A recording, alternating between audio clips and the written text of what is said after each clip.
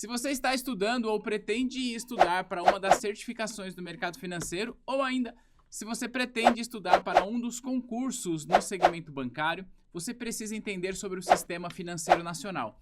E esse vídeo trata sobre corretoras e distribuidoras de valores mobiliários, que é um assunto do sistema financeiro nacional. E para além disso, é importante dizer que ele faz parte de uma playlist absolutamente completa e gratuita para você aqui no nosso canal do YouTube. Então, caso você não tenha visto os vídeos anteriores, eu te convido a clicar no card que está aqui para você conhecer a nossa playlist e se aprofundar no assunto Sistema Financeiro Nacional. Então, sem mais delongas, a gente vai fazer o seguinte, olha lá. Começando aqui, a gente vai falar sobre o papel das DTVMs e CTVMs, tá?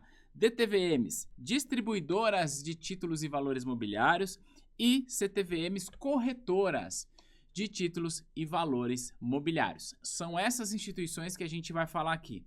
Para situar você, deixar você já familiarizada com o assunto, as corretoras e as distribuidoras são instituições financeiras e hoje, atualmente, a gente tem muitas delas operando aqui no Brasil e até bastante conhecidas. Eu poderia, por exemplo, citar a XP. A XP hoje, ela é um banco, mas ela começou como uma corretora de títulos e valores mobiliários.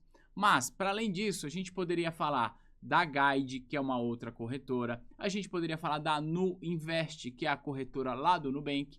E tantas outras corretoras que as instituições financeiras têm. Então, o Bradesco tem a sua própria corretora, que é a Ágora. O Santander tem a sua corretora, o Itaú tem a sua corretora, todo banco vai ter uma corretora. O que a gente vai entender é o que ela faz no mercado financeiro, qual que é o papel dela.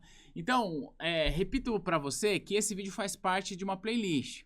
Na aula passada da playlist, a gente falou sobre o papel da CVM. Então é legal você entender o papel da CVM, porque está inserido no mercado de capitais, e a gente fala agora das corretoras, que também faz parte do mercado de capitais. Definição quadrada para você aqui na tela é essa que está aqui, ó. As sociedades corretoras de títulos e valores mobiliários, conhecidas popularmente como corretoras, são instituições financeiras constituídas sob a forma de sociedades por ação ou cotas por responsabilidade limitada. Então essa aqui seria uma definição quadrada e elas são instituições que operam na distribuição de títulos e valores mobiliários. Então qualquer investidor que queira operar neste mercado vai precisar ter conta em uma corretora. Então vamos lá.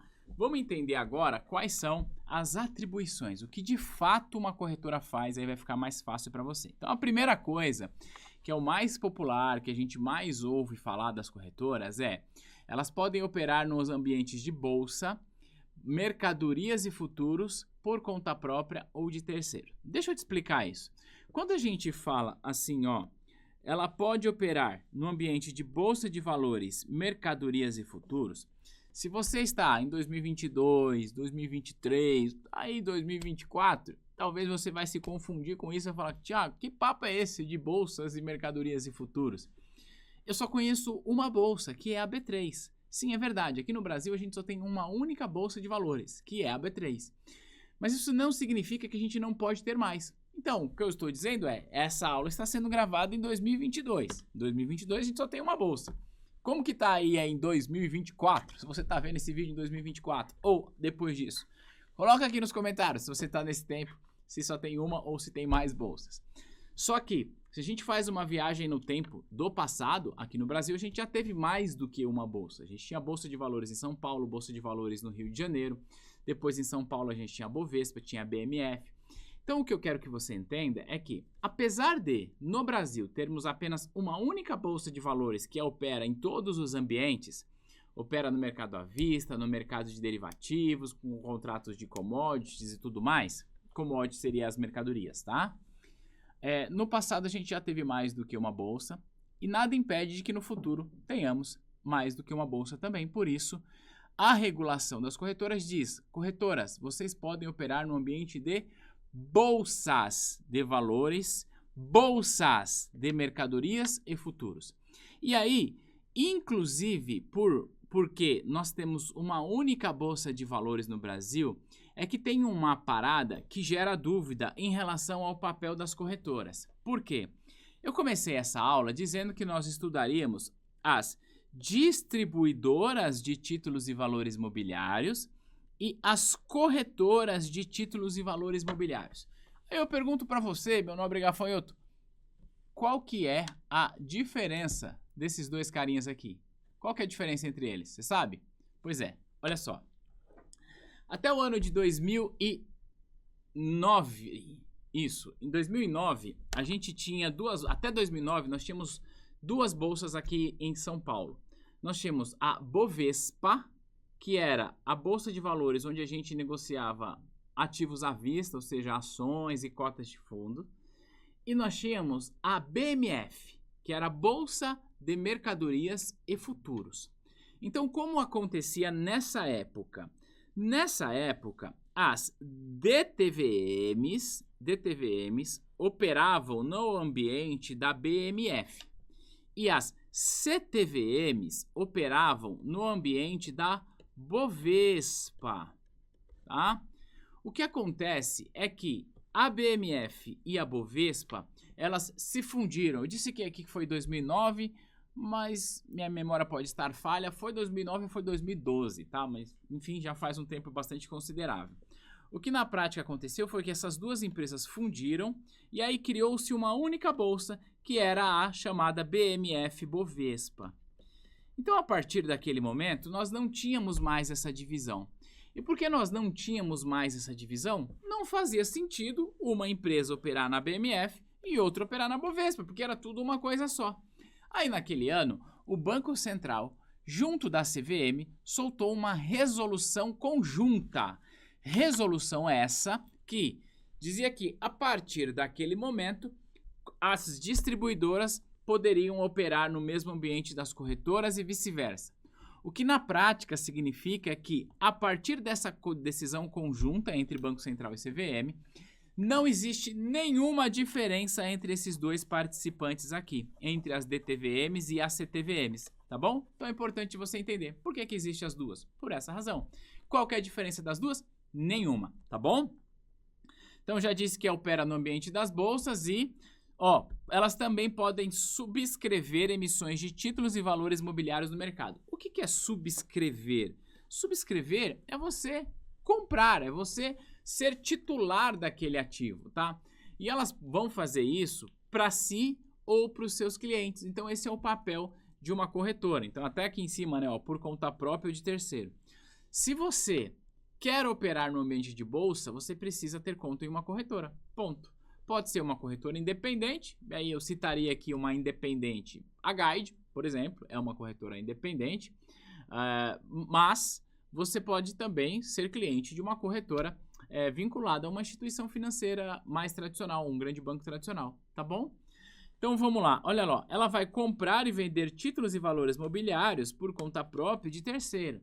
As corretoras fazem, inclusive dentro desse processo, uma coisa chamada de RLP, que é um mecanismo de prover liquidez para o mercado. Deixa eu explicar isso para você de uma maneira mais simples. Imagina que você está lá operando um determinado ativo no mercado e você quer vender esse ativo para resgatar a tua grana, tá? Uma das possibilidades é você vender esse ativo direto para a corretora e não para outro investidor. É através desse mecanismo chamado de RLP. Então, sim, uma corretora pode ser contraparte de investidores, tá bom?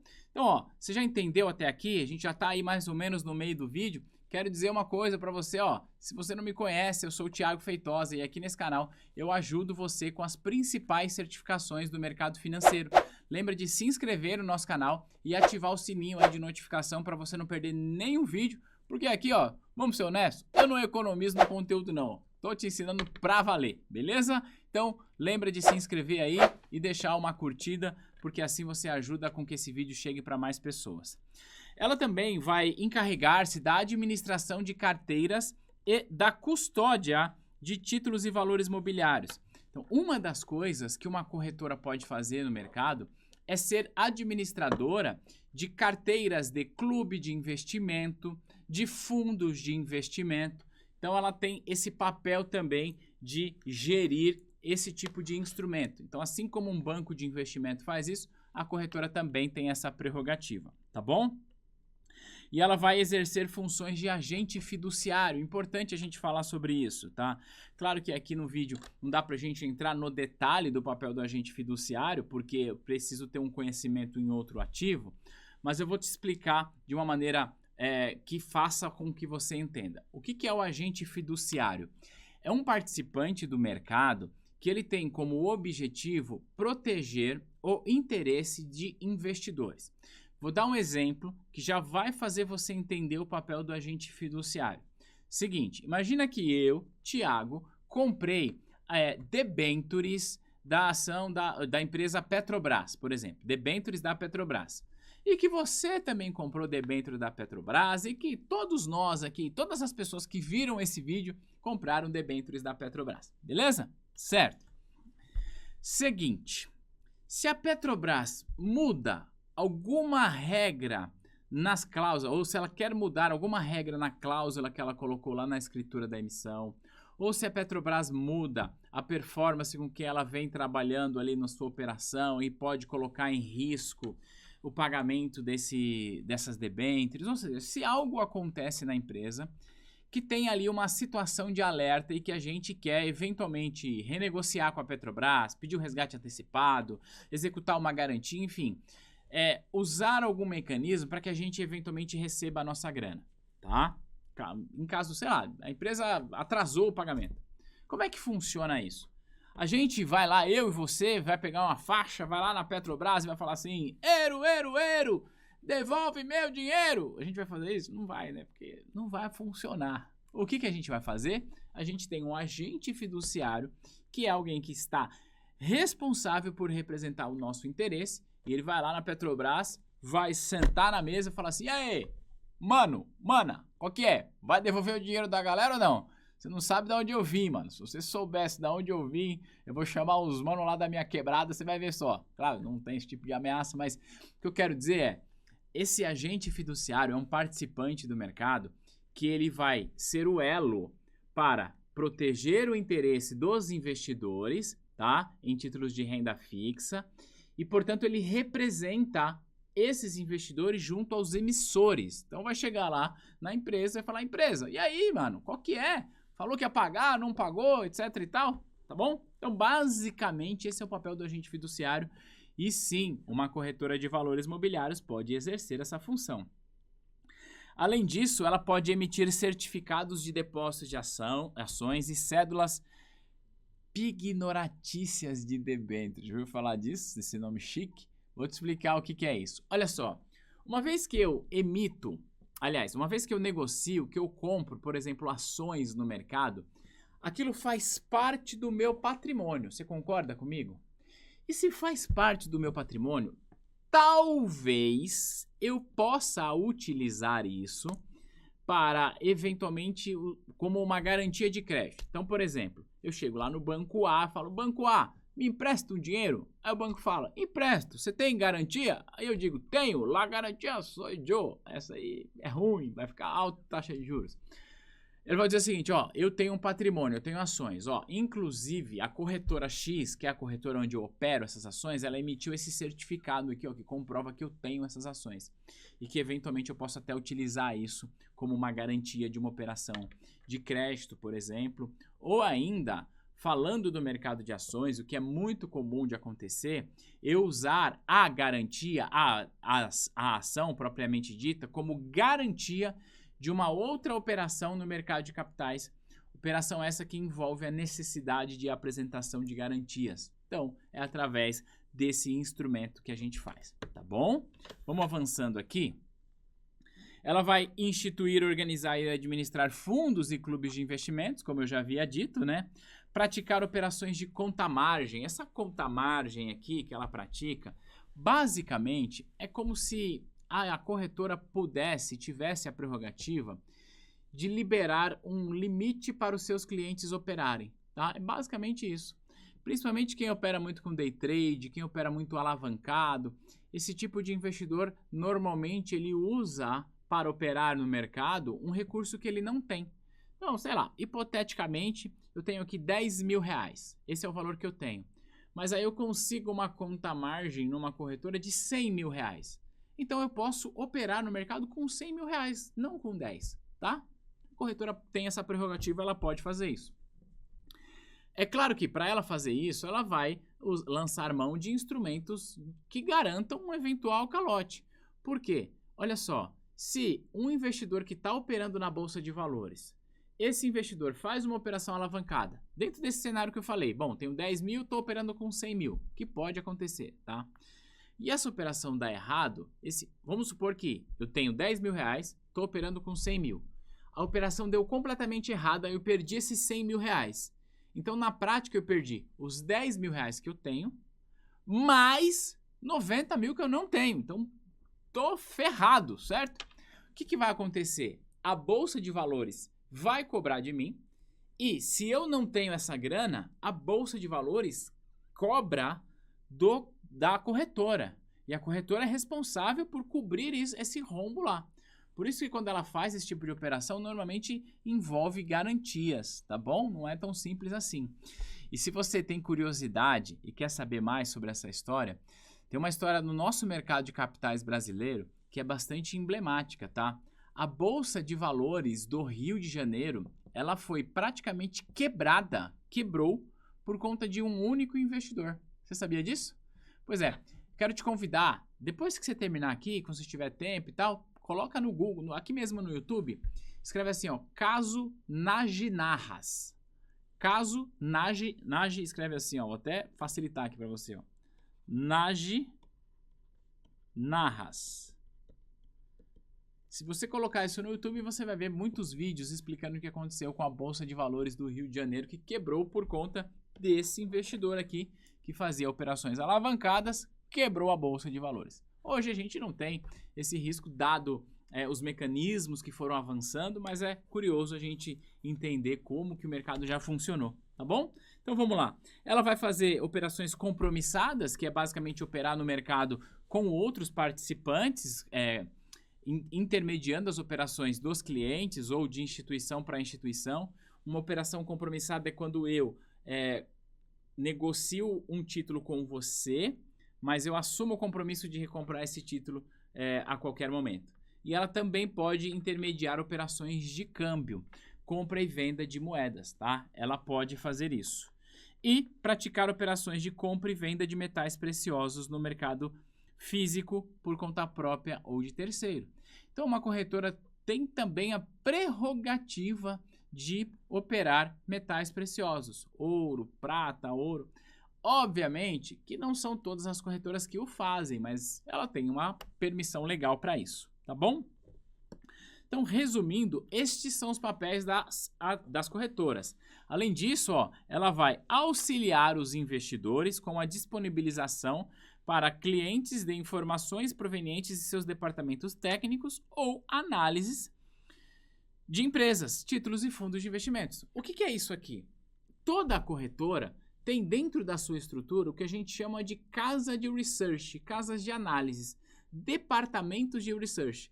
Esses departamentos geram para o mercado relatórios, recomendando a compra ou a venda de um determinado ativo, dado uma justificativa. Então, a corretora também presta esse serviço técnico na recomendação para os investidores. Tudo bem? Tem uma perguntinha aqui para a gente responder junto e fechar essa aula, mas antes de falar sobre essa pergunta, olha só, quero dizer uma coisa importante para você.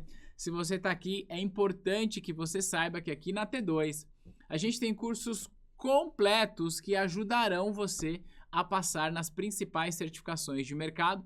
Não só passar nas principais certificações de mercado, mas principalmente aprender o mercado financeiro para valer. Por isso, eu estou deixando aqui embaixo, na descrição desse vídeo, um link para você conhecer o nosso site. Clica, você vai ter acesso, vai entender lá como é que funcionam os nossos cursos e será um prazer acompanhar você nessa jornada dentro da nossa plataforma exclusiva de estudos, tá bom? Vamos lá responder essa pergunta, feito aí o jabá.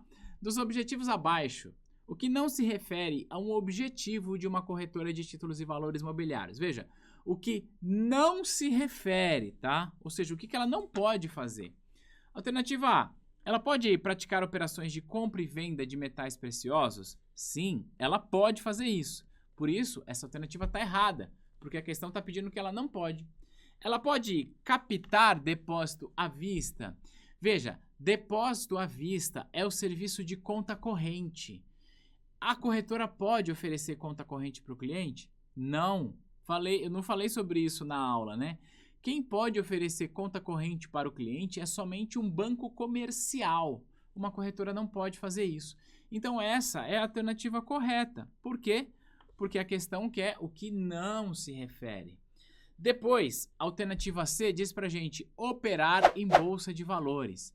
A corretora, como a gente viu nessa aula, sim pode operar em bolsa de valores, né? Ela opera para si e opera para os seus clientes. Então a alternativa C, ela está errada. E a alternativa D, exercer função de agente fiduciário. Sim, uma corretora de valores mobiliários pode exercer função de agente fiduciário. Dei ali uma pincelada para você sobre esse assunto, o que indica pra gente que a alternativa D também está errada. Assim, quando a gente conclui a alternativa correta é a B. Eu espero que você tenha gostado dessa aula, que você tenha aprendido o papel de uma corretora, esteja pronto e pronta para responder sobre esse tema lá nas provas. E a gente vai se ver no próximo material, seja aqui no YouTube. Convido você também para me acompanhar nas demais redes sociais. A gente se vê no próximo material. Tchau, tchau.